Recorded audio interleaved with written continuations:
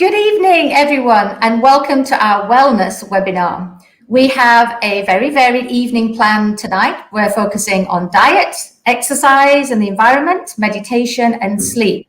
And it's all aimed at improving our wellness, particularly our mental wellness, something that we all need at this time. So it's a timely webinar. We'll have chats and videos and live Q&A. So please do post your questions in the chat at the bottom of YouTube, and then Melissa will be helping to send them through to our guests and our interviewers. So let me first introduce our hosts for this evening. First of all, we have Professor Dr. Gerard Bodeker. He is a researcher and he advises on international public policy of integrative medicine and wellness. He's an Australian whose doctoral studies were at Harvard, and he has held research and teaching appointments in the Division of Medical Sciences at the University of Oxford for 2 decades and is a member of Oxford Green Templeton College. He's the adjunct professor of epidemiology at Columbia University, New York. And Dr. Gerry has worked with a number of UN agencies, including the WHO, the World Bank, FAO, and is currently working with the Asian Development Bank on a book and policy frameworks for wellness in Asia. He's worked with the Qatar Foundation on cultural traditions of wellness in the Islamic world and chairs the mental wellness initiative of the Global Wellness Institute. In Malaysia, he's produced a book on Malaysian health traditions and is a co-founder of a natural products R&D company working on tropical medicinal plants for skin repair. He's a fellow of the International Union of Pure and Applied Chemistry. And most importantly, Dr. Gerry is also the Vice President for Oxford at the Oxford and Cambridge Society in Malaysia. So thank you very much, Dr. Gerry, for being with us today. Our other host this evening is Vignes Manogaran. He is currently in his first year at Cambridge studying medicine and is an alumnus of College Tuanku Jaffa. And actually, Vignes and Dr. Gerry have collaborated in the past on mental wellness projects, and you can see their earlier videos on this on the Oxford and Cambridge Society Malaysia's YouTube channel. So welcome to Vignes, Dr. Gerry. I'm going to pass over to you guys now. Thank you very much, Emma. And Vignes, we're so glad to have you with us. I'll just let everybody know that just today you came out of 10 days quarantine after flying back from Cambridge in the UK, because all of your classes have gone online for Cambridge Medicine, and it's safer and better for you to be back home with your family. So welcome back, and so happy that just in the space of hours you've been able to join us in co-hosting this webinar. So I'd like to also thank Dr. Sean Tan, who is managing our IT for this session. And Sean, if we could have the first slide up, that would be great. Thank you. Emma mentioned the great need for mental well-being in this time of COVID, and WHO and many research teams around the world have all recognized that accompanying the pandemic of COVID-19 is a pandemic of mental health and illness. There are neurological consequences of COVID-19, there are emotional, there are social, there are economic, there are educational, on and on and on. And this is translating into a huge impact on the mental health of people around the world. Interestingly, there's research coming out now showing that certain qualities and practices can reduce the impact on mental health of the pandemic. One of the things that's been found is that people who are resilient in themselves through naturally or through working on this are less susceptible to mental health impact as a result of COVID-19. A recent UK study has found that, interestingly, men and young adults are impacted more seriously in terms of mental illness than women are. And interestingly, women, I think, are developing proactive coping strategies for this and are reporting more positive changes in exercise than young people and also men. Individuals who were more engaged in physical activity were found to have better mental health and well-being. It's not always easy if you're stuck inside, but I'm in Australia at the moment, and the people who've come in for the Australian Open tennis have been quarantined, and there are lots of TV reports of them practicing tennis in their hotel rooms, putting mattresses up against their window and playing tennis against the mattresses. So we can be adaptive and exercise. And research teams are recommending now that public health interventions that encourage physical activity and target specific groups, particularly men and young adults, who are most vulnerable to the negative effects of physical distancing and or self-isolation. Now, I don't want to say that this means that women are not experiencing these effects. They are. But it does seem that women, in this large sample of over 30,000 people in the UK, are coping better than men are. Next slide. Sean, thank you. So this is a report that colleagues and I in the Global Wellness Institute have prepared around the scientific evidence supporting many self-directed pathways to mental wellness. And this, we are sharing a link with you at the end of this webinar, and it'll be online afterwards, to this report where you can see all the different modalities and practices and the science supporting them as benefiting mental wellness. Next slide. What we find mental wellness includes, because we're not used to the term mental wellness so much, but we're more used to hearing of mental health. But mental wellness goes beyond mental health. It includes emotional well-being, psychological well-being, resilience and balance, flourishing, which is not generally included in mental health, thriving, and social well-being. All of these are very important foundations for a state of mental wellness. Next slide. The Global Wellness Institute has just recently published a report on what is being described as the mental wellness economy, the global economy around mental wellness. This is private sector, this is self-care, this is not the mental health departments or divisions of governments around the world.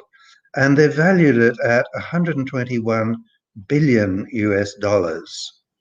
That is a very huge economy. Next slide. And they make a distinction in this report between healthcare and self-care. And of course, they interrelate to each other. As you can see, they've used this classic yin-yang symbol to show the interlocking and overlapping dimensions of healthcare versus self-care. But one of the things we know, and Emma mentioned, I'm working on a book with the Asian Development Bank on wellness in Asia, is that in Asia, but also throughout the world, the presence of mental health professionals and practitioners to the population is so low that there is no way that healthcare in mental health can meet the needs of the public. And so self-care becomes extremely important. Next. And this report has identified, if you see on the left, internal, and on the right, external pathways to mental wellness. And you can see there's a list of them from play and hobbies, self-help practices, meditation and mindfulness, spiritual pathways are all considered internal. And the external pathways are natural movement, fitness, and then diet and nutrition, sleep and mind-body practices, family, friends, social network, volunteering. And at the bottom, you can see they've identified 4 emerging areas of this global mental wellness economy. One is self-improvement. The next one is meditation and mindfulness. The third is brain-boosting nutraceuticals and botanicals. And the fourth is senses, spaces, including wellness architecture and wellness buildings, and sleep. And together, those four broad sectors make up an economy of 121 billion US dollars. So we can see that self-care is really driving a huge new direction in public health and in community practice. People are realizing they need to take charge of their own well-being. And Vignes, you've just come back through the challenges of a difficult departure and flight from Heathrow to Kuala Lumpur International Airport, and then 10 days in isolated quarantine. Now just this afternoon back with your family. Can you tell us, because we know that there are different experiences of mental health and well-being challenges across different age groups, socioeconomic groups, different demographics. What are students experiencing right now? Can you share that with us? Sure. Well, I guess generally we are quite disappointed with how the university is handling this. I feel like the university could have done a lot more and they could have given us a lot more support. But because they didn't, so like the Malaysian Society, like CUMAS, they had our backs when the university didn't. So like first of all, like teaching was really, really badly affected. So in-person teaching, I believe that the quality of teaching is much better than online teaching. The experience itself speaks a lot. And then that will reflect in the performance of students, and meaning that like students will get worse grades. And well, with the university not like even having a safety net for us, that's quite a big source of like worry and anxiety for us. And during term break, the university is like mostly empty. So with only a few international students left, and we weren't really allowed to like form support bubbles, so we weren't allowed to interact with each other as well. That was a really, really tough time for all of us. And yeah, our mental health was severely like affected. And I guess the student union understood what was happening, and they had a few support bubbles. Like they let us form support bubbles. They had buddy systems so that we could interact with other people. And like Was QMAS that had, online, Was that online, Vignes, or yeah, face to face? it was all online, sadly. But I guess that was the only thing we had at that time. And we had a few game sessions online too, so that Yeah, was really fun as well. And that's good. I guess Thanks. Mhm. yeah, okay, that's mostly Um, about it. yeah, so it's a very real experience, and students around the world are experiencing extreme anxiety about where their studies are going, where their career is going, and so on. And Emma, you've just come in on the picture, and you might have a word or two to add on that before we go on to our next section. Yes, I mean, certainly from the student point of view, there's a lot more that could be done maybe to support students. But as most of our viewers are Malaysian, one of the best ways to lift your spirits is food.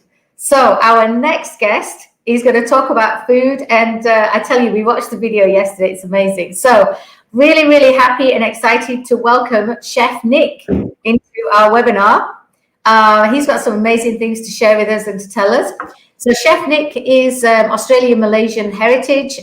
2011, he was one of 24 finalists from the first season of MasterChef Malaysia. So some of you may remember him from there. This led him to pause his business education and to focus purely on culinary arts.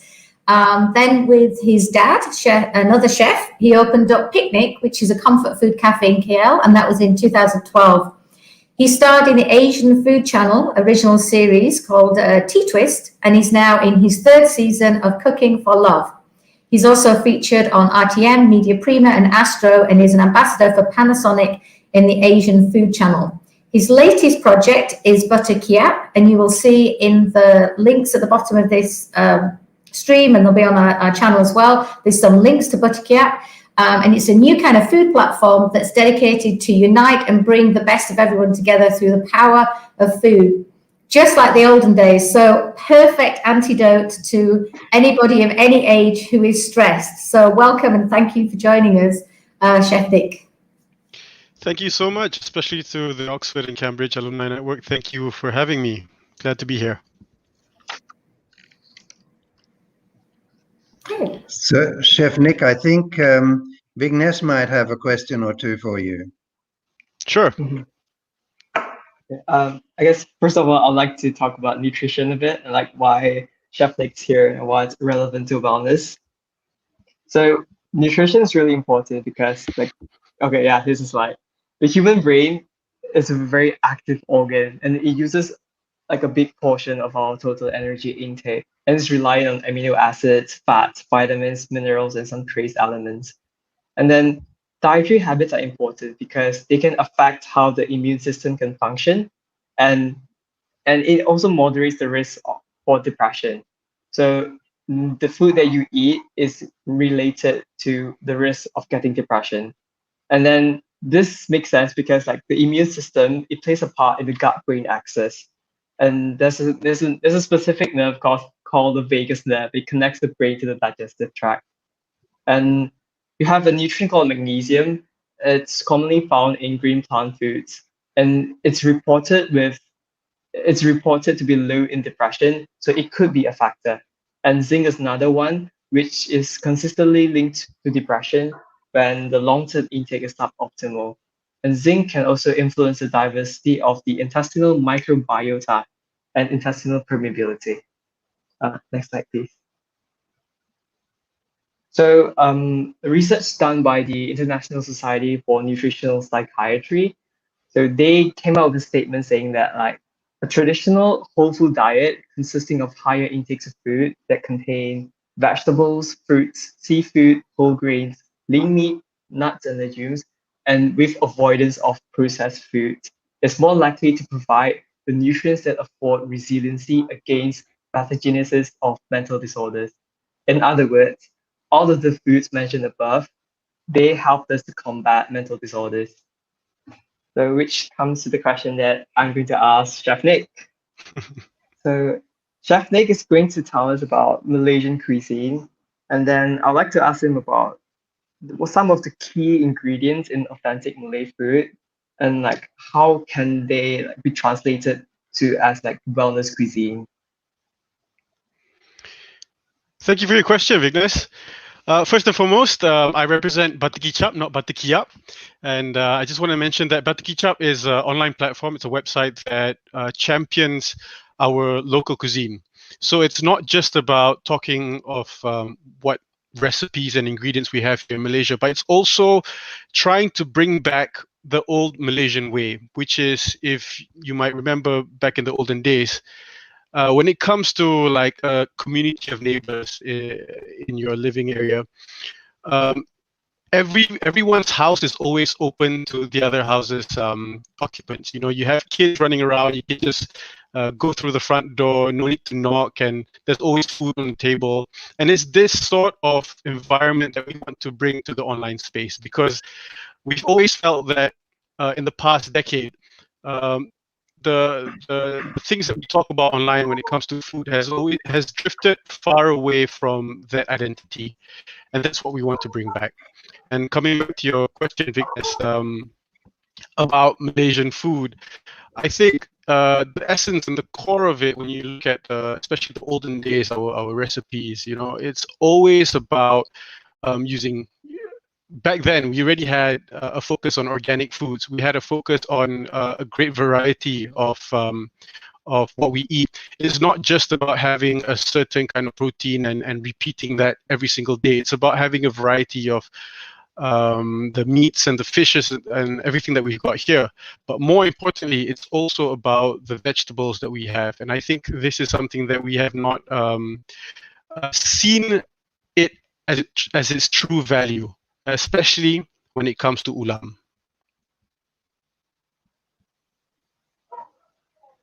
Okay. I believe you have a video for us. Yes, I do. So just a preempt before the video, what I have here is a video of a very basic salad dressing. It's a salad dressing that is held very dear to my heart, because this is something that promoted me to eat salads since I was a very young boy. I was never afraid of salads. I was never, want to shy away from it, and I actually truly enjoyed it as a kid. And it also highlights our ulam. And I think what I want to do here is to promote the fact that ulam is not a vegetable that you eat just with sambal belacan, and it shouldn't be looked at as an option only when you have nasi campur, for example. So this is an option for you if anyone watching would like to try a new way of enjoying ulam, which I truly believe is amazing. It's really, really nice. This is how it looks like. So I'm going to be showing you how to make a salad dressing, and this is one of my favorites. But before that, what is a salad dressing? So what is a salad dressing or a vinaigrette? It's a mixture of oil and water, or in this case, oil and vinegar. The ratio is 25% vinegar, 75% oil. You can use this as a baseline for all salad dressings. Now they need to be shaken up or mixed or whisked to become a homogeneous solution. So here it's separate, give it a shake, and this is just going to break it up into minuscule droplets to make it homogeneous. And there you have it, a salad dressing. But the problem here is after a few seconds they start separating, and this is no good for the salad because it drips off the leaves. So we're going to put in an emulsifier. In this case it's Dijon mustard. Just a touch, a little bit goes a long way. And we give it a shake, and finally it becomes a stable emulsion. This is what we want. This is what clings on to leaves of any kind of salad and makes your salad taste good. Look at that, creamy, sticky. It's not going to be separating or running off your leaves, and you make a good salad. So as you can see over here, it clings beautifully to the salad, and that's exactly what we want. Now this is all you need for like a weeknight dinner.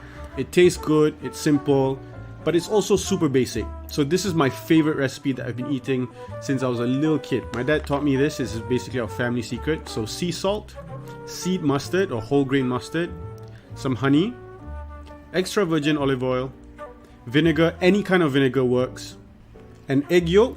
Use a pasteurized kind if you're afraid of salmonella, but the risk is really low anyway. And we're going to put it all together. Now I'm not going to give you a direct recipe because to me you still got to go down the line of the ratios. As long as everything else is 25% that makes up the flavorings, the water, the vinegar and all that, and 75% is oil, you will get a nice emulsion. So think about it this way, put any flavor you want in the salad dressing, and that 75% oil will carry that flavor onto your leaves. So give it a shake, proper emulsion here. It's going to be really nice because you have that thickening agent from the egg yolks, from that mustard, and it's going to carry that flavor of the vinegar and the honey of your choice. Now let's start with the salad. I'm using daun pegaga, a local ulam which has a very nice citrusy note to it. Also daun gajos or cashew leaves. So it comes from the same tree that makes cashew nuts, but the leaves are actually very, very fragrant, almost like a lemon zesty smell. Got some cucumber, cherry tomatoes, this is a coral lettuce, and your regular romaine lettuce. Doesn't matter, that's just like the base of the salad. I'm going to salt the tomatoes and the cucumber a little bit just to draw a little bit of moisture, and I like tomatoes with salt. Now we can start building the salad. So my only tip here is that when you put it into the bowl, you don't want to compress everything and make it dense and packed. Make sure it's a little bit fluffy so the dressing can flow nicely in between all the leaves. So everything just goes in at once, all your leaves, your tomatoes, your cucumber, and then top it off with the dressing. Now this is when you have to know how much dressing to put in. The point here is that you have a light glaze all over your leaves, nothing that's gonna drain it too much. And this is why you make it in a separate bowl instead of serving it in the same bowl, because then you can take it out just like this with a pair of tongs or use your hands, and then you can leave off the remaining extra dressing in the first bowl. So you won't have like a heavy, too wet salad. So there you have it. This is my honey mustard dressing, one of my favorites. It made me love salad since I was a little boy, and I've paired it with two beautiful local produce, which is daun pegaga and daun gajos. I hope you like it. Please do give it a try.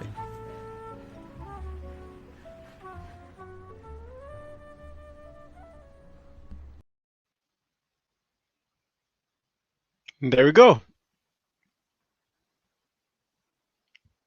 Dr. Jerry, you're muted. Sorry. It's normally quite hard to silence me, but I did it myself. One of the things that we noticed there was that this was no normal Mediterranean salad, but it was a fusion really of Mediterranean salad and a Malay ulam that you mentioned earlier, with the pagaga leaves, that's Centella asiatica, and the cashew leaf from the cashew tree. And what we hear a lot is that the Mediterranean diet is the healthiest diet in the world.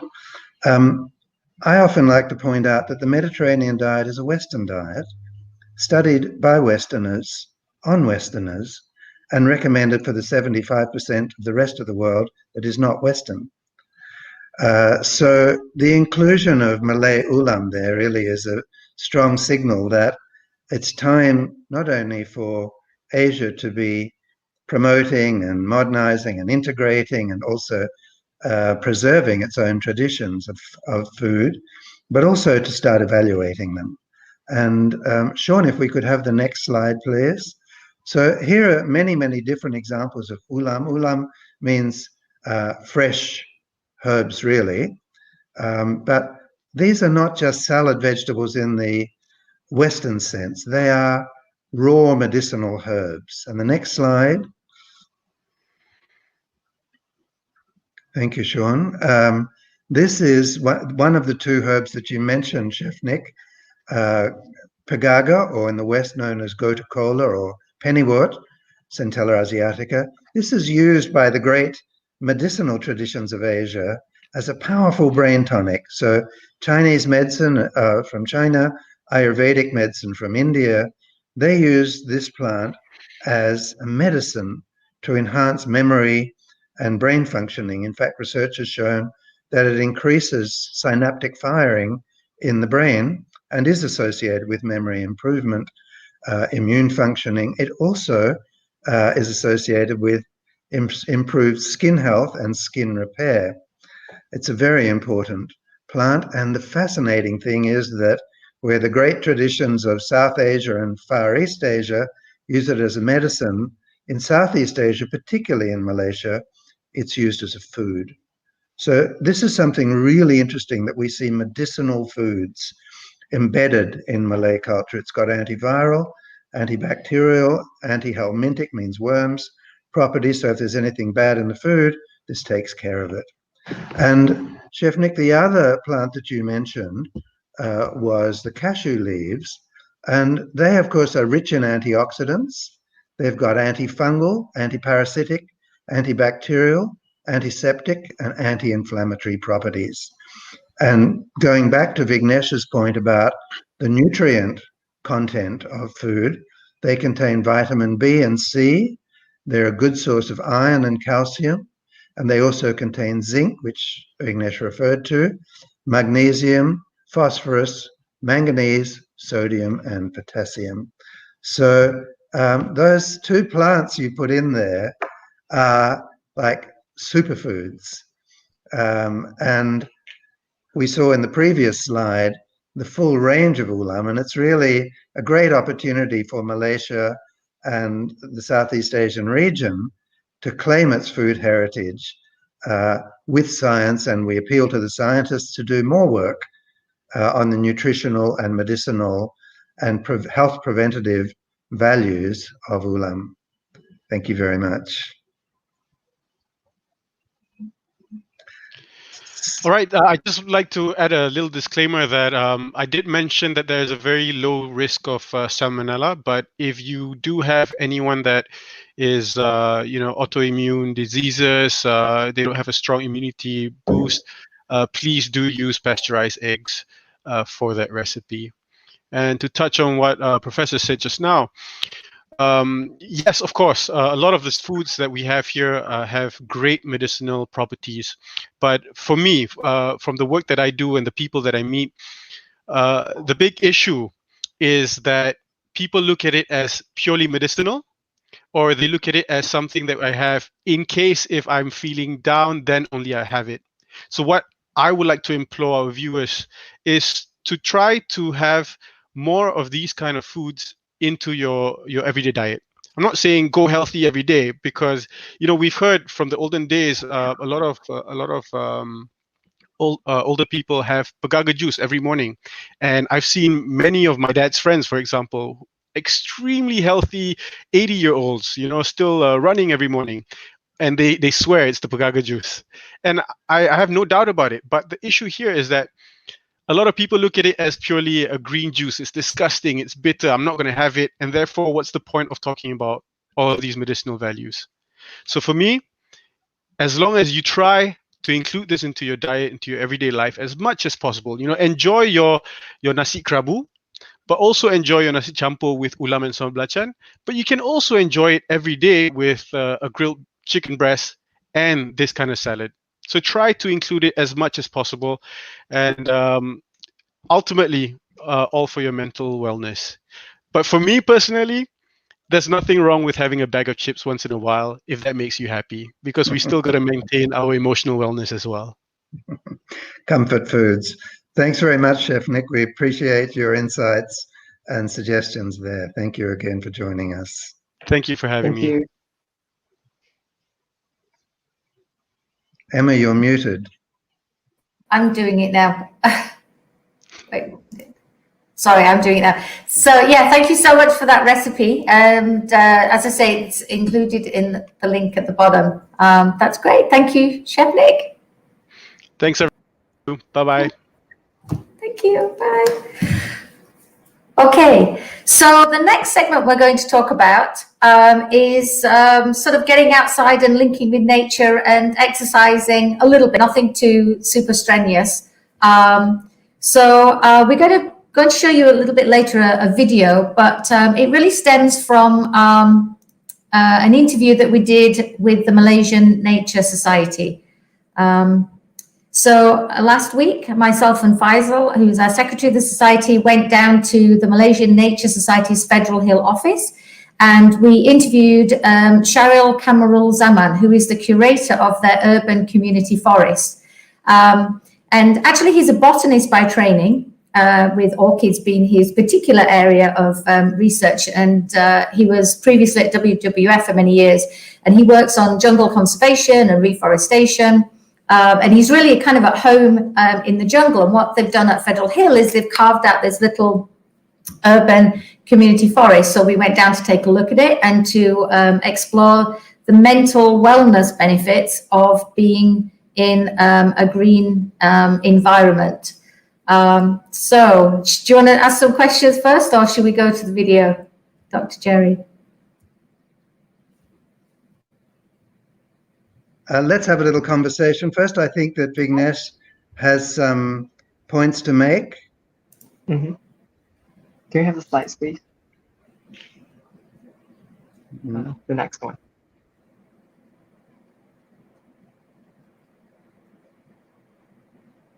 Sean?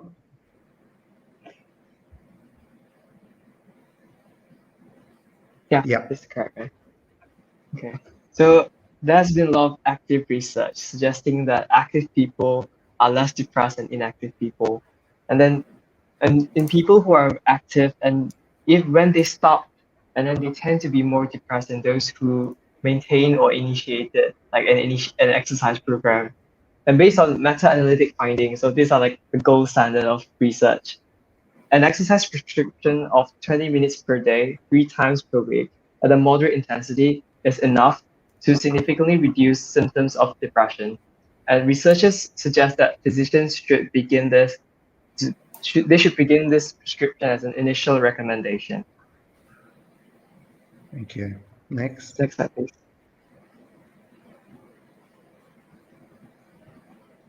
And thank you, Sean. So Emma mentioned that the Malaysian Nature Society is going to take us for a walk in nature.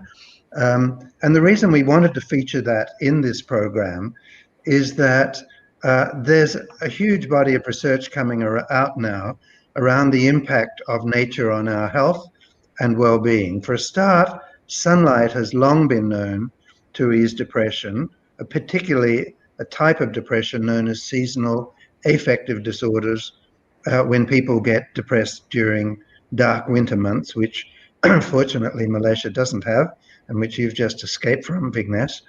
And research has shown that a walk in the country can reduce depression in more than 2/3 of people who do this. Even 5 minutes in a natural setting, walking in a park or gardening in the backyard, has been found to improve mood and self-esteem and motivation. And the Japanese have really pioneered research in a field of nature immersion called Shinrin-yoku, which is basically translated as taking in the forest atmosphere or bathing in the forest atmosphere. And here are the ingredients in nature. It's not just we look around and we feel good. It's not just our vision. It's all of our senses that are engaged here. So the smell of the wood, the sound of running stream water, the scenery of the forest, all contribute to relaxation and reduction in stress. And this translates into lower levels of cortisol, which is a stress chemical, a lower pulse rate and lower blood pressure.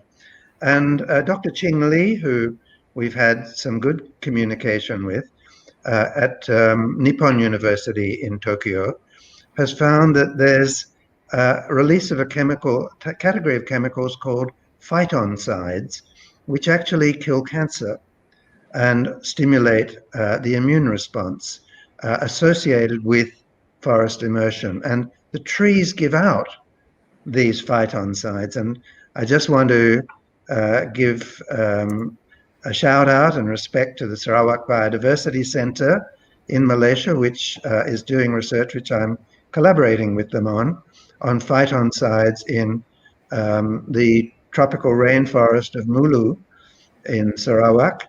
And they're finding, and we'll be publishing the paper soon, that there are original unique phytoncides in the Malaysian tropical rainforest that haven't been identified before, but structurally are close to others that have been identified that have psychoactive properties in enhancing mood and reducing depression. So there is a real chemical, physiological basis for the effect of nature on our mood and well-being. And so now let's go to the Malaysian Nature Society. Hi, Shahril Kamarulzaman. Great to meet you. You're from the Malaysian Nature Society, and you are the curator of the urban community forest. So, you know, our society is really keen to know, what is the urban community forest? What is it for? Urban community forest is short, UCF for short, is basically an initiative which was started in 2017, and our main objective is to just create awareness among the urban population, urban citizens, about the importance of maintaining, retaining, and promoting more green areas within the city centre, specifically KL city centre, because a lot of the green areas within the KL city centre right now are slowly but surely disappearing, if not mostly gone by now. So what we're trying to do is we're trying to create an awareness and trying to promote among the urban society the importance of maintaining green areas, and also to keep whatever green areas we still have left as recreational sites, or as a community recreational area for everyone to enjoy. And why is it important that we preserve them? What benefit do we get from preserving them? Well, you can tell the difference between highly developed urban areas and small townships with a lot more nature surrounding them. The environment is really different. You get cooler and more better quality of life, if you're surrounded by nature, and surrounded by trees and forests, living in, growing among the urban the development also. Yeah, whereas you get a little bit less quality of life in larger city centers. The air is more polluted, it's hotter. Yeah, there is not as cooling during certain times of the days. Yeah, and again, it's also not as aesthetically pleasing to the eye. Yeah, these are all some general, some general things, general differences between having green areas within developed areas and no green areas at all. Quality of life drops. Yeah. So there's a lot of difference actually, that you can find. So I know some of the scientific reasons why, it reduces temperatures, it removes pollutants and things, but what do you experience and what have you heard some of your visitors have experienced in terms of how they feel inside and their mental well-being when they're in these kind of spaces? What effect does it have on them emotionally?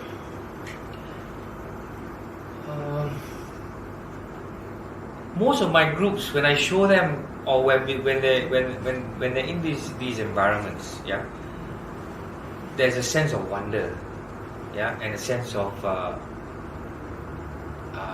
gratitude, as to how these green areas actually benefit them in terms of health-wise, in terms of well-being, and in terms of just being more calm, being more happier. You're being happier. You're happier in an environment where there's more greenery. You're more calm, and basically a sense of wonder as to what's around you. And instead of just looking at concrete walls and concrete towers and monuments, you're looking at things in detail. Like plants that grow around you. They actually show me that they are quite appreciative of what's around them. I think most of them have been living in concrete jungles for so long that when you take them into an environment where it's just natural and there's just no concrete buildings or no concrete structures around them, it sort of creates a sense of calmness in them. So a lot of them are quite happy with being in such an environment. So urban community forest, obviously this is a big one and we're going to look at that in a minute, but could it also be more localized in terms of local parks, local areas, local green spaces? Does an urban community forest have to be something big that involves sort of hiking through forest and jungle and things, or can it be something a lot smaller and a lot more local? I don't think it should be too demanding, for people to come and visit, because you have national parks, you have sanctuaries, you have wildlife parks, you have, we have quite a lot of these bigger areas, so to say, and more challenging areas all around the country, East Malaysia and Peninsula included. But as for the environments we are referring to, they don't have to be too big. They don't have to be too challenging. It's something that every age group or every walk of life should be able to just breeze through, but at the same time get some enjoyment that they would get if they were to visit a national park, so to say, or if they were to visit a wildlife sanctuary, so to say. There are still things that can create a sense of wonderment, still things that can create a sense of curiosity about the natural environment around them, and also can promote good health. As far as mentally, as far as your mental health is concerned, or as far as your well-being is concerned. So it could be something as easy as walking through. Maybe some of you may have heard of Lake Gardens. Some of you may have heard of the Putrajaya Botanical Gardens. It could be something as easy as that.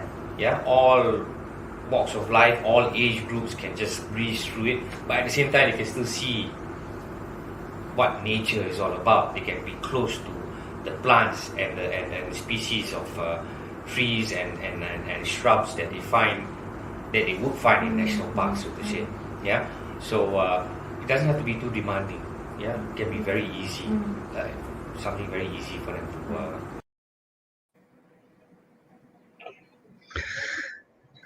to Thank you very much, Emma, and thank you to Encik Shahril for guiding us through what was actually Bukit Nanas and the Frim Forest Reserve there around Menara KL, opposite Dangwangi LRT, if anybody wants to find a quick way to get there. And so now, Emma, so that one was at Federal Hill. Oh, sorry, I thought it was Slightly different, yeah. That's the Federal Hill one, yeah. Okay. So yeah, and they've got, so they've been supporting other urban community forests in places like Kota Damansara, the National Monument Park, and in Pujijaya, and they do this thing with free trees, so you can collect free trees, and they've got this nursery with saplings. And I especially love the fact that they're trying to grow more local Malaysian trees. And it's possible for schools to go around there as well and have a schools trip, and they have this thing called the open classroom, which sounds amazing, to take a bunch of kids there to get out in the jungle. Of course, they'll have to travel for hours on a bus to get to somewhere like, Taman Negara. So they take them through the urban community jungle, and you can volunteer there as well. So again, in the bottom of the link, we've included lots of information on how you can get there and how you can volunteer and get involved. And if you want to try develop an urban community forest in your area, the support that they can give you with saplings and things, and certainly advice from Encik Shahril. So yeah, really interesting, exciting project that they've got going on there. Yeah, very uplifting. I know I get uplifted every time I walk around our school campus, which is why I wanted to include this idea of just getting out in nature and connecting with nature is just so good for your mental well-being. Yeah. Very true. So are you going to guide us on to our next section, Emma? Yes. Okay. So now can we please have our second guest coming in? Welcome to third guest. Well, yeah, you can't count me. Okay. Ah, yes, true, by video, true. Okay, so our third guest is Shilpa Galatali, and she's a lifelong student of yoga. She's been for many years, and in 1997 she became a certified yoga teacher at the Himalayan tradition at the Swami Rama's Institute of Yogic Sciences, Honsdale in the USA. In 1999, under the tutelage of Swami Veda Bharati, she studied the subtleties of yoga to include Raja Yoga meditation and Yoga Nidra. From then on, she went on to study and train with numerous teachers around the world to explore mindfulness, the Sri Ramesh Balsapar in Advaita, the pranayama and the basics of Ayurveda, the Buttigieg method and the Vanda Scaravelli, Yin Yoga, Calligraphy Yoga, Qigong, and Yoga Synergy. Over the years, she continued to study different styles of Hatha Yoga in a quest to find a system which led her to spontaneous meditation. And this led her to creating a style of Hatha Yoga called Integrative Yoga. She founded Yoga Shakti, which is Registered Yoga Alliance USA School, and they're licensed to provide 200 and 300-hour teaching programs delivered locally and internationally. And we've been watching some of her videos over the last couple of weeks, and they're very clear, very inspiring. They lead you in a very gentle way. So I recommend some of you who are maybe new to yoga but want to give it a try and start with the basics to have a look at some of the videos in the bottom of our YouTube feed. So I apologize for mispronouncing things. We did practice earlier, but I'm sure I mispronounced things there. So Shilpa, thank you so much for coming and for joining us this evening. Thank you. Thank you for having me. Thank you. Shilpa, it's a great pleasure to have you here. Let me pronounce your name the way I think you'd like it pronounced, which is Shilpa Gatalia. And Shilpa and I have known each other for the past decade and a half, a little more. And I have just the profoundest admiration and regard for Shilpa as the embodiment of yoga. Shilpa really lives it and is a master yoga teacher, trains teachers around the world, has a base in Bukit Tungku in Kuala Lumpur, but also trains teachers in America and Australia and Europe, all over the world. And fortunately for Malaysia, MCO has given Malaysia Shilpa for longer than usual, and we're lucky to have you here, Shilpa. Thank you. There's so much research done on yoga and meditation these days. Is that something we could have a conversation about, do you think? Absolutely, absolutely. I'm passionate about it, especially at this time. Yes. Yeah. Anything you'd like to start off with? Well, I think this pandemic has really forced people to turn inwards, and the convenience of yoga and meditation is that you don't need to be outdoors. You can do it in a small little area, 2 feet by 6 feet, and you can do it on your own. And what we train people here at Yoga Shakti is how to be self-sufficient, how not to even need another teacher, how to do it yourself, how to do the practice yourself, and remain mentally and physically happy. Beautiful, thank you. And that's reiterating the point we made at the beginning, which is self-care is essential in a path towards mental wellness. Shilpa, we're just going to go through a little bit of the research on meditation and yoga now, and then you have a presentation for us on yoga breathing. Yes. Which we're excited to share with everybody. Sometimes meditation has been considered or described as exercise for our brains, but it's not really exercise in the way of thinking or solving problems or crosswords is exercise. It's a way of resting the brain in a way that is different to sleep. The physiological studies show that. It's a state of restful alertness that can assist in mental health maintenance and improve memory and our relationships with others, as well as our sense of ourselves.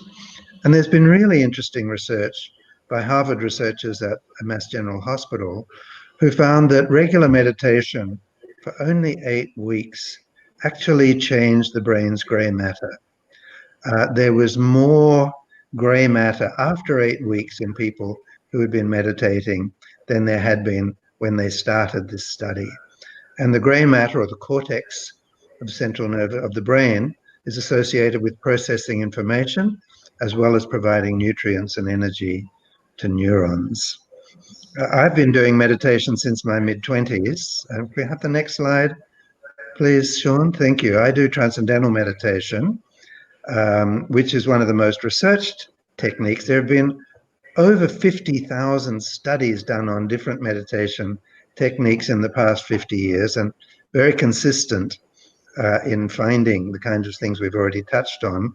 Meditation I do gives this EEG study gives a sense of why we're seeing these changes in the brain.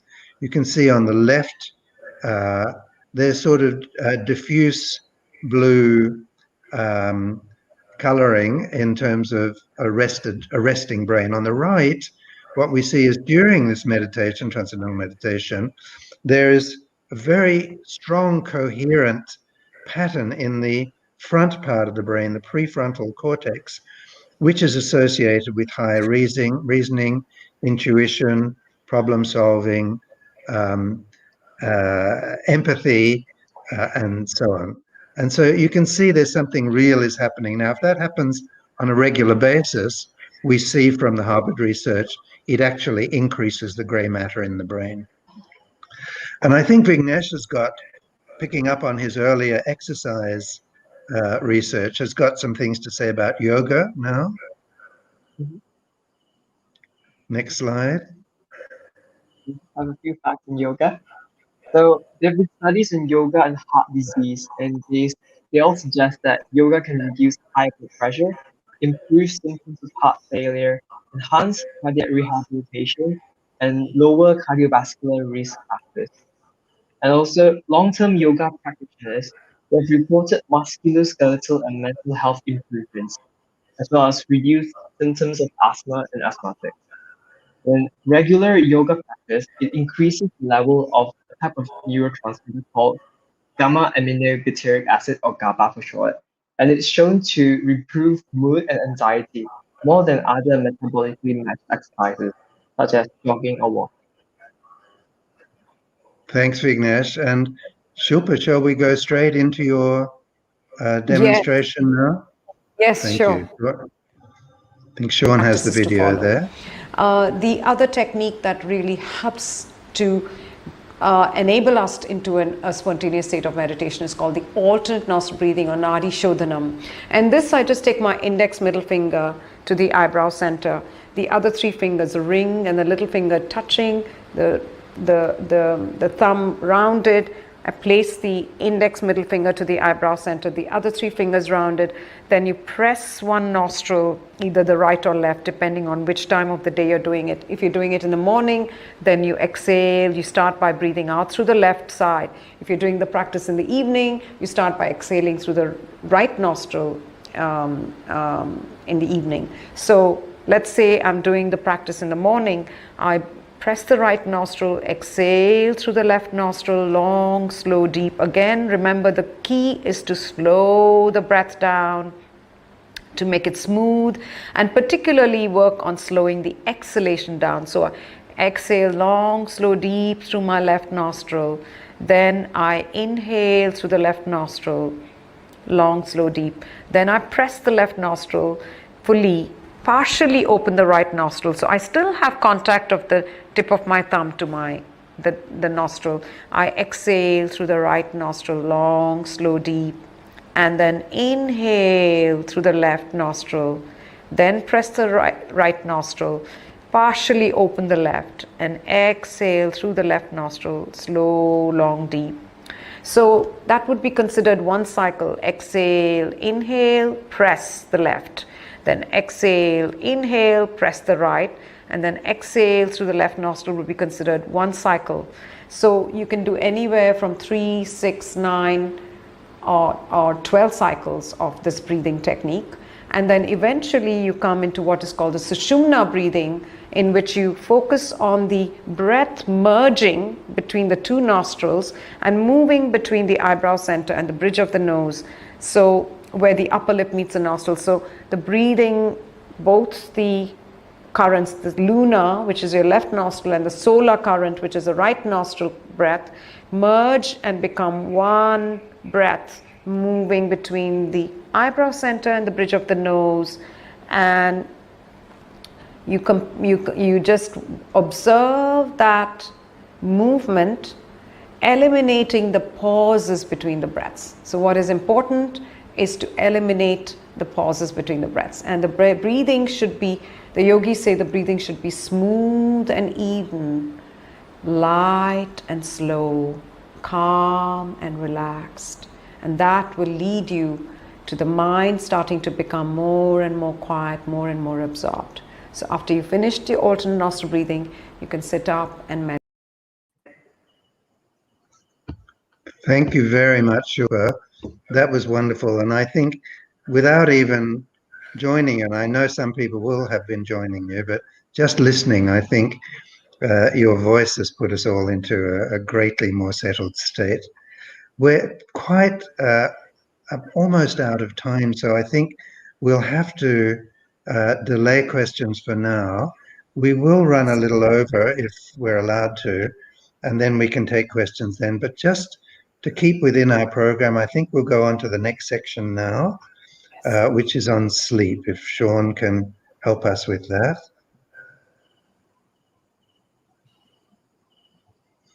Yes, and this is where I'm coming in. One of the things is that a good night's sleep is actually one of the best things we can do for our health and mental health, as you can see in that second point there. Some of the things that help us sleep are regular exercise, aerobic exercise, jogging, cycling, but walking as well is really beneficial for sleep. And the key thing here is that when we're talking about sleep, we are talking about working with our circadian rhythms. Our body, many of you will know, goes on its own clock.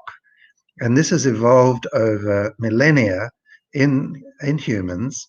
And with the invention of electric light, we often ignore our body cycles and keep going and going and going long after our body, in terms of its rhythms, is wanting to rest. So going to bed earlier is better. Around 10 o'clock, we're going into a rest cycle. So that's a good time to go to sleep. And exercising earlier in the day is better as well, so as not to overstimulate us. Next slide, please, Sean. The environment of sleep is really important. Noise, it's better not to have light. It's better not to use digital devices for half an hour or more before sleeping. Temperature is important, and you see the bullet down there about avoiding coldness. Coldness is one of the things that really interferes with sleep. So if you've got the air conditioning on, wear socks. It may not be very romantic, but wearing socks is one way to avoid getting very cold, because our feet are very sensitive to temperature. Light is also a problem. So waking up in the night and turning on your phone, your device, and checking your messages, the light from that activates the pineal gland, which produces melatonin, which contributes to our quality of rest. And if you turn on light, then you shut off melatonin production and you won't have deep sleep after that. So if you get up to go to the bathroom, try not to turn on the light, stumble away with a little night light if you need to. Don't turn on your phone until it's daytime. And the last thing is caffeine. Stays in your blood for at least 4 hours. So coffee, even in the late afternoon, can disturb your sleep. And caffeine is present in tea as well. So once the MCO is over, if you go out for a teh tarik in the evening, that's going to impact your sleep because caffeine is present in tea. Next slide. No, I think we've got a space, right? Thank you. So back to Emma. Hi, everyone. So, yeah, really interesting. Lots of advice we could definitely do there when we're all worried. If the sleep goes, then everything else seems to follow afterwards. So could we invite Shilpa back, and then we could maybe ask her some more questions? Wonderful. I'm sure relaxing before you sleep is a good idea. We have a question just before we go back to yoga and meditation that's come in from the audience. Someone's asking, is playing white noise a good way to help with sleep? It can be, but it's not necessary. Humans did not evolve with white noise. We don't have to do that. If we get into the habit of it, then it becomes a dependency and it's an external factor. It can definitely help. There's no question about that, especially on a plane, for when planes become a thing again. But earplugs, just gentle, easy earplugs, are probably a better way to block out noise. Wearing socks, keeping your head warm at night. If you've got the air conditioning on, if it's too hot to sleep, keep your head warm and your feet warm. It's really important. Let's go back to Shilpa now for questions about yoga and meditation. Shilpa, at this time of COVID, people are really seeking out help. Yes. What are you finding? What are people coming to you for? I think there is a lot of anxiety. There is a lot of because of the people are very uncertain about the future. People have been thrown off their comfort zones. They are completely left in a state where we're questioning. We're all questioning our existence and how much what can we do for ourselves. We are forced now to really turn inwards and seek out some strength from within, because it seems everyone's helpless, really helpless right now, given the scenario. And going within is the way to build resilience. And resilience, as we've seen in the introduction, people who have greater sense of resilience within are the ones who are suffering less from mental health problems. So that's very important. Emma, I think we've got a closing slide. If we could go to that, and then we can go on and take more questions. We're over time, but if people are still with us, we can do that. So we just wanted to share this from our research and from assembling all the research that we did in the Global Wellness Institute papers. These are the keys to a long and healthy life that is well lived. For a start, healthy nutrition, and we've had a conversation with Chef Nick about that, and within culture. So we don't all have to be eating the Mediterranean diet in Asia. There's a lot of research showing the health benefits of the Japanese diet. Japan has over 67,000 people who are over 100 years. And I can guarantee that probably 0% of those have been regularly eating the Mediterranean diet. So absence of evidence is not evidence of absence. So what that means is that absence of evidence about Malaysian traditional nutrition does not mean there's evidence that there is no benefit. It's not true. We need more evidence, more research.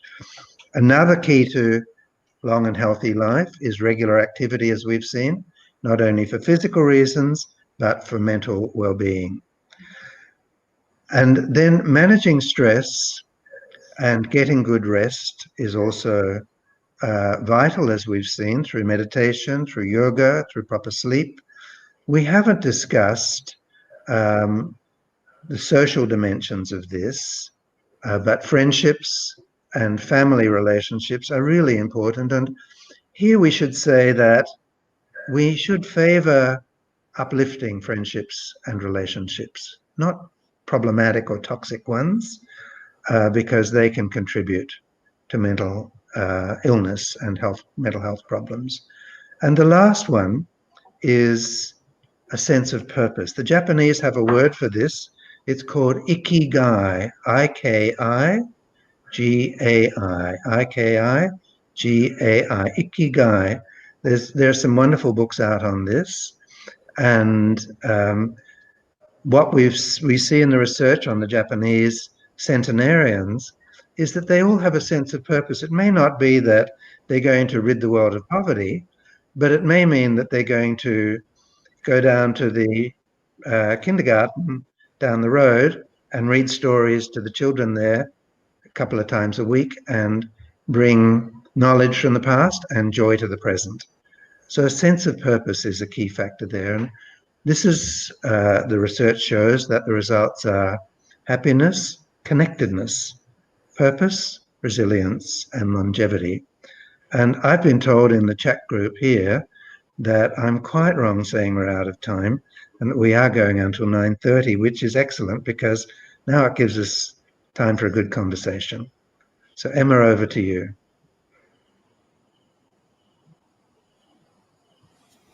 Unmute myself. Okay, great. We've had a question in, and it's for Shilpa. Is practicing yoga for 30 minutes 3 times a week good enough? I suggest, going out into nature for a walk. I'm going to actually reinforce what was just said a few minutes ago about nature. I find brisk walking and yoga to be a fantastic combination.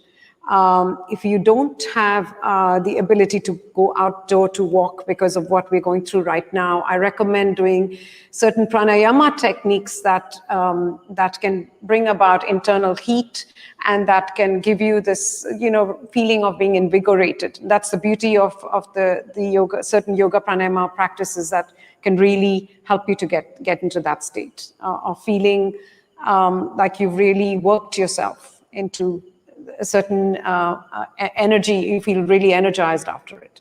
So yoga it's a very versatile practice. It can be either very energizing or it can be very calming. So, there may be times when you need that. So I also recommend that if you're doing it 3 times a week, to vary your practice and not just have the same routine every time. And is it something that people should do by themselves, or is it better in a group? And if you're starting, should you be doing it with a teacher, or is it enough to watch a YouTube video, for example?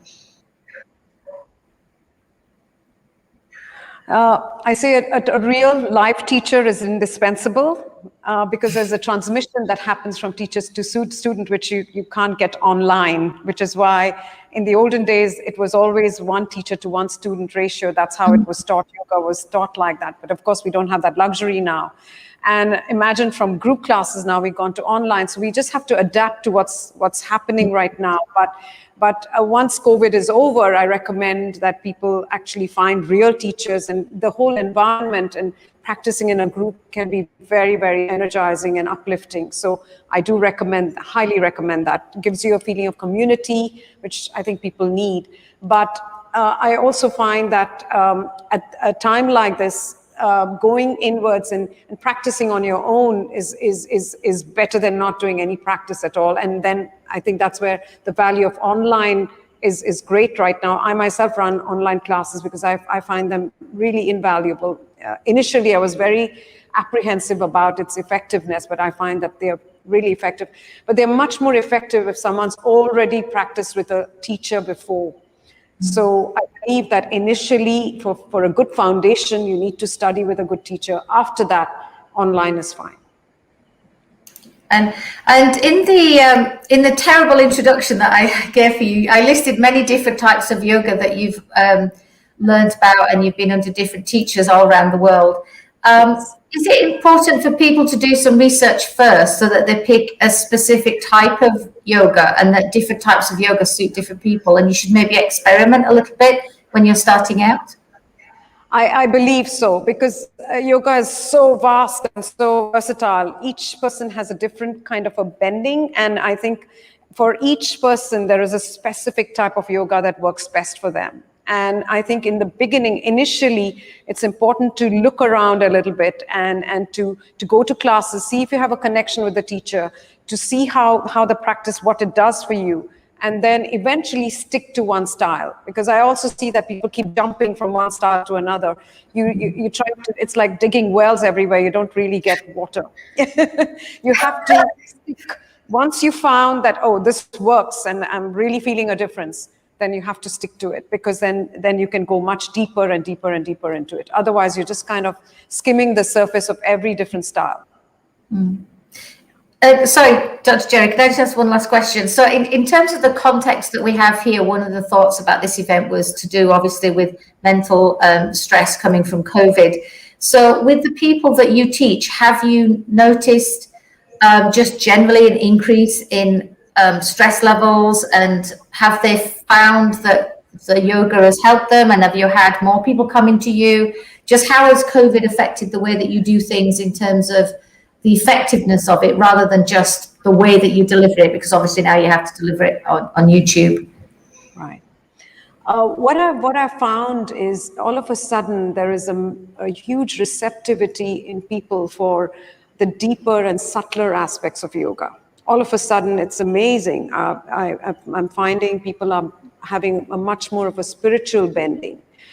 Yoga, they're not just seeking out the physical part of it, they're all seeking out the meditation. I was pleasantly surprised when I ran a meditation course.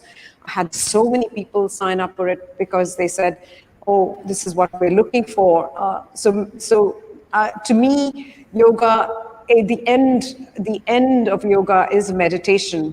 All styles of yoga leads to that one single goal, stillness of mind. So it was very heartening for me to see people being so open-minded to those practices of yoga, which I felt in the past, yoga had become just a very physical thing. I mean, everybody was, you look at Instagram, you look at Facebook, everyone's just touting, oh, I can look at the postures I can get into. And, everybody thought, oh, if I can get into a headstand, then I'm a great yogi.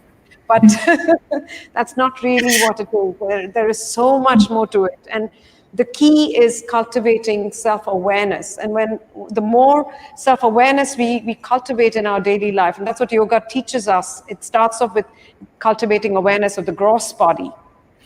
Gross bodily sensations, gross body feelings. And gradually you start to become much more aware of your emotional states, your psychological states, how you relate to others. And as a result of that, what happens is you start to transform transform, because you start to see yourself. It's like a mirror, and you start to see, oh my God, I was rude to so-and-so, but how do I feel after that? I feel terrible. So maybe I shouldn't be so rude, because it's actually going to affect me. If I get into an angry outburst, I feel worse, than probably. So that awareness is what then helps people to control those states of mind that are unwholesome, that are detrimental to their well-being. The awareness is key. And so I also advocate slowing down the practice of yoga, not moving quickly. I also see a lot of yoga these days is very fast, very quick, power-based. It's robbing the practice of its essence, which is mindfulness, which is really returning home to yourself, really reconnecting to the source within, and moving from inside out rather than from outside in. So really having that connection, and once you're connected, your practice it goes on a whole different level, and then it becomes a moving meditation. And then you're practicing on your own, you will actually enjoy it. So then you're no longer concerned with, oh, I have to go to a class, because that's the other thing we see, that people are very dependent on classes. And this happened also as soon as COVID happened, people were just thrown off. It's like, oh my God, the center is shut. What do we do? What do we do? There was a panic, How am I going to get my dose of yoga? And this is where I find that when the practice is such that it's when you're really connected, then it doesn't matter whether you're practicing on your own, or it doesn't matter if you're practicing in a group. You still have the same, you're still experiencing that same feeling of you feel very uplifted. It's almost like a high. I call it, it's like a drug. Once you taste the real thing, it's almost like you're on a high, and you can't live without it. You just naturally feel like I'm looking forward to my practice. It brings me great joy, brings me great peace and great calm. I can't step out into the world without that. I always say, when you step out of your home, make sure that you've taken care of yourself. Don't just wake out of bed, have your shower, have your coffee, and rush out to work. You haven't taken care of grounding yourself. You haven't taken care of yourself. And when you step out in that state, your whole day goes like that. And then you come back, you sleep with that state of mind, you wake up with that state of mind. Sleep is a tunnel. You sleep with a frenzied state of mind, you wake up with the same state of mind. So how your day, setting the tone for your day begins with self-practice in the morning. And then when you step out, it's like an insurance. You're protected. You don't have to worry. Your day will go well. Shilpa, that's wonderful. Thank you.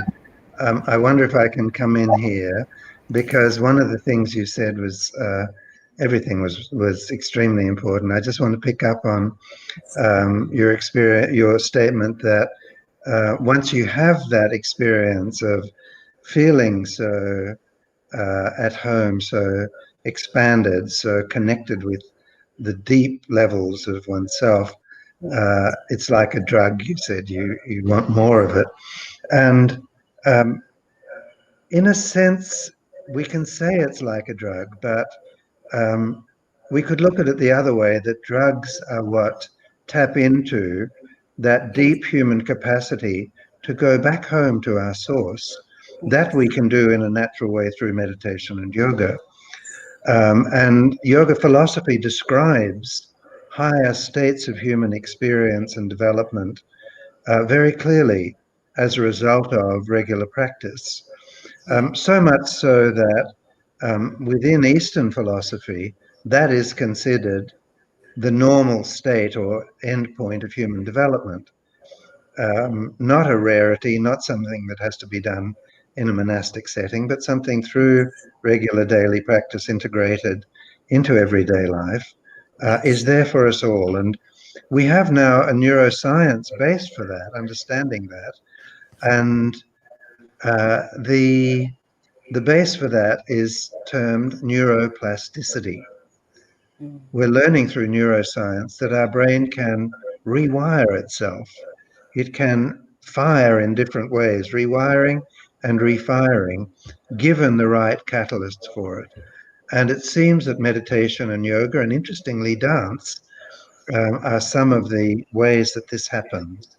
And so neuroplasticity the outcome of which you've just been describing, is something that gives us huge hope as a species, because it means the brain can continue to form new patterns and new pathways throughout the lifespan.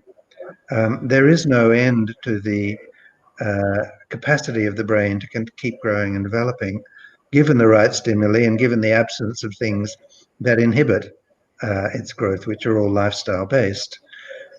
And so that really gives us a very big picture about what mental wellness means. It means pathways that lead to actualizing the full potential of the human brain, which we only have the tiniest inkling of, given the way we use it at the moment. It's like having a quantum computer in an alarm clock. You know, we sort of wind it up and turn it on, and actually it can do the things that a quantum computer can do. And I think what yoga and meditation do is give us a pathway into untapping vast reserves of human potential and an entirely new understanding of what human development is capable of being. Yes, absolutely, absolutely, absolutely. And we see this, if I might say, in terms of research on people with trauma.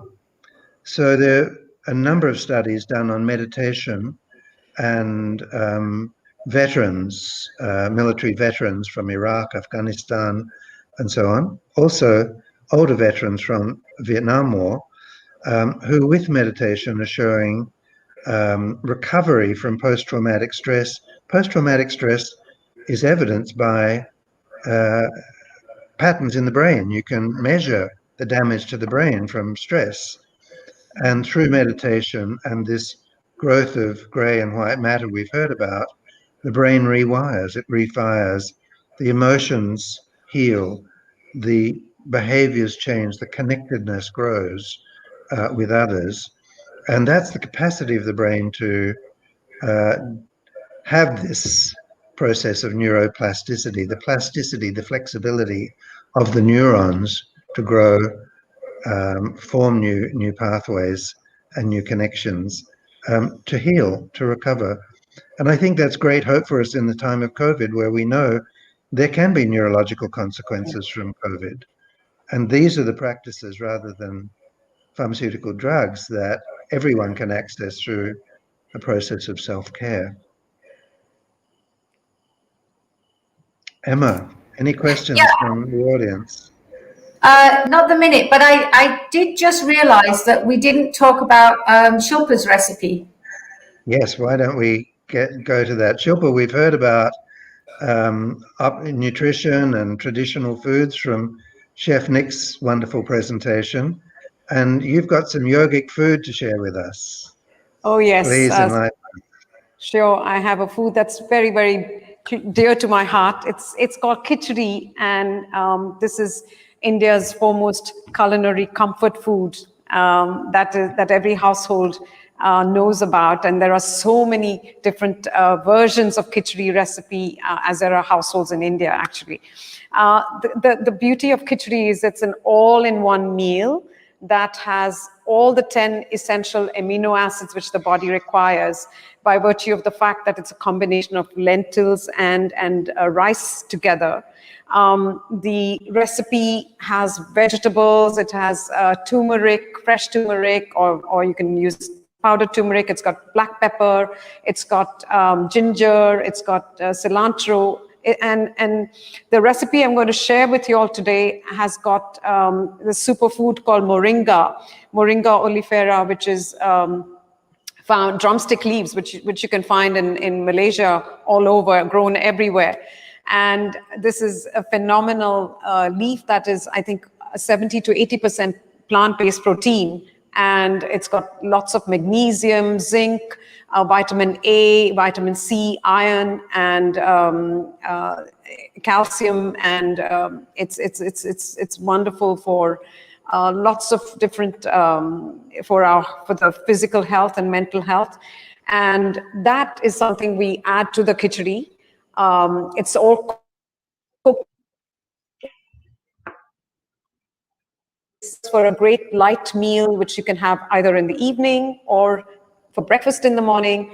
And it's easy to prepare. We're going to share the recipe with you. If you have any questions, feel free to ask.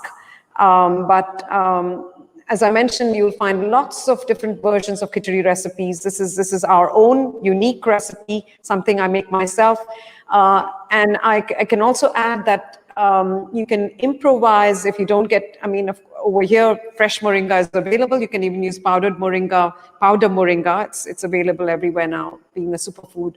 And you can also improvise the vegetables. As I mentioned, it's an all-in-one meal that is an Ayurvedically highly revered food. Also in the yoga world, it's highly revered. So thank you, Shilpa. That's great. And Emma, will we be publishing that recipe online?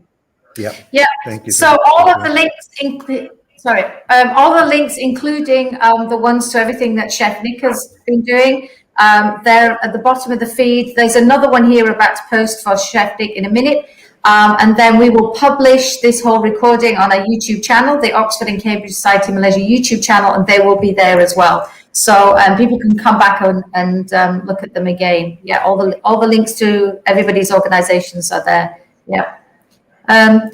Okay, I think now is the time. I really want to just sort of kind of wrap up and summarize all that we've said, really. And I think by covering the four main areas that Vignes and Dr. Jerry and myself thought were really important for mental wellness, was that if we've got four covered and people and their families take away one of them and it helps, one of those helps, then that's a little something to help. We're not suggesting that all four are going to fit everybody, but just try at least one of those. I think my family will be rooting for me to try the calmness one from Shilpa. Yeah, it's wonderful. Alternate nostril breathing is an amazing technique for everyone. A much calmer Emma would be welcomed by everybody, I think. But seriously, that we just hope that people that watch this video will just try at least one of these. And if it works, maybe just try another one. And it's just that little bit of making a change that makes an improvement in your well-being, your overall well-being as well. And I think at this time, of course, we're all very focused on improving our well-being and the best that we can. Vignes, would you like to say a few final summing up words? Just like reiterating what you said just now. As long as I think with the current situation, the 4 tips that we've mentioned, it would be a really good help, especially for like all the students now. We are left in the dark, and yeah, to all the students that are still listening, like try and practice one of the 4 tips, and it may really help you.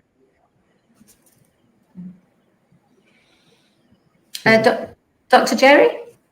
Yes, first of all, I'd like to thank all of our presenters, participants for joining us in this. And I'd like to mention again what we mentioned at the beginning of the presentation, that a lot of the science is available for you as a free download in our white paper on mental wellness, and we're providing the link for that. And if you want to understand the huge scope and scale of the global mental wellness economy, that too is available as a free download from the Global Wellness Institute, and we're providing the link for that for those who want to know more about this. Okay, thank you. So just a final thank you very much to all of our guests tonight. So thank you to Chef Nick and his amazing team. He's got this incredible support team behind him, actually. And to Shilpa as well. I know you've had someone helping you with your tech as well. And thank you to Sean and Melissa as ever for the tech. Thank you to Faisal for helping with the interview that we did with Malaysian Nature Society. Thank you to everybody for watching at home and for your great comments and your questions. And overall, of course, we hope that you all stay very safe and happy, and you take care. Time, and we hope that we can all get together and do some sessions in person at some stage. So stay safe And thank you very much. And